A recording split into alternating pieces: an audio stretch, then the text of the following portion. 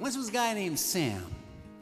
He didn't live too far from you, and everybody in Sam's neighborhood called him Circle Sam. And that's because Sam lived in a circle, actually. He'd drawn a circle all around the outside of his property. He just drew it right in the dirt, about 10 feet away from the foundation. Nothing inside Sam's circle ever got out, and nothing outside Sam's circle ever got in.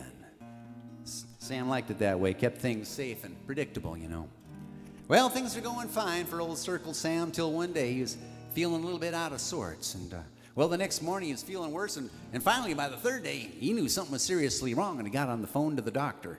Oh, yes, Sam, yes, a terrible malady indeed. I recognize the symptoms. Treatment? Well, the only treatment I can recommend is the fruit of the tambo tree. Sam, he'd never heard of any tambo tree before. He went to his bookshelf, got a book of trees, started leafing through it. There on page 38 was a picture of one of those tambo trees. It's kind of spirally purple leaves and kind of red fruit on it. And Sam realized he'd seen one of those trees before, but where? Well, he went outside of his house, right up to the edge of his circle. And right there, growing on a little hill out behind his garden, was one of those tambo trees. Outside the circle, can't trust anything out there, probably poison. Sam went back inside. But he was feeling worse and worse until he finally couldn't even walk anymore. Sam realized he was going to have to get some of that tambo fruit or die or something. So Sam formulated a truly desperate plan. He never thought it would come to this. He crawled out his front door, crawled up to the edge of his circle, and with a trembling hand, he erased part of the circle. And he took a stick. Laboriously, he drew it all around the tambo tree, which was now in the circle, but Sam was too weak to do anything but just sort of lie there on the ground. Well, pretty soon a little girl came skipping over the hill. Well, good morning. I don't believe I've seen you around here before. You haven't. Who are you? My name is Violet. I live with my mama off there, the other side of the hill there. But who are you? What you doing lying on the ground like that? Well, my name's Sam. I'm trying to get some of this fruit. Oh, I'll help you with that, Sam. No, you can't come in my circle. What circle are you talking about? My circle, here on the ground. That's just a little scratch in the dirt. I'll jump over that. No, you can't come in my circle. All right, okay. If I can't come in, can you come out? No, I can't come outside my circle. Says who? It's the rules. Looks like we're stuck. See you later, Circle Sam. Violet skipped away, but a wave of despair washed over Sam. No, Violet, come back, please, will you? She did. Sam crawled on over and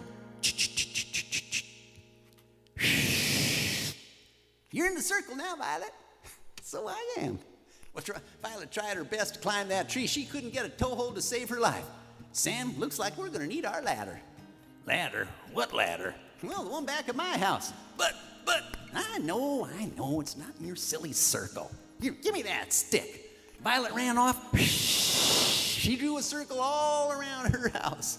Came back a couple minutes later, with a rickety old ladder. Put that up against that tambo tree, scrambled up there like a little monkey. Pretty soon that tambo fruit came raining down one after the next. One of them bumped Sam right upside the head. Kind of picked it up and pulled the husk off and took a bite. It was the sweetest thing he'd ever tasted. His whole entire life, he ate the whole thing down. He ate another one and another one. Sam started feeling a whole lot better. Almost right away. Well, after a while, he could even stand up again. Sam, looks like your circle ain't too round no more. As long as you're back on your feet and all, why don't you come on over to my place for dinner tonight? My mama makes the best old tambo pie you'll ever taste.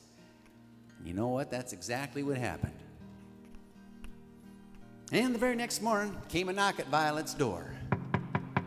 When she opened it up, well, there stood old Circle Sam with a big old walking stick in his hand and a backpack over his shoulder.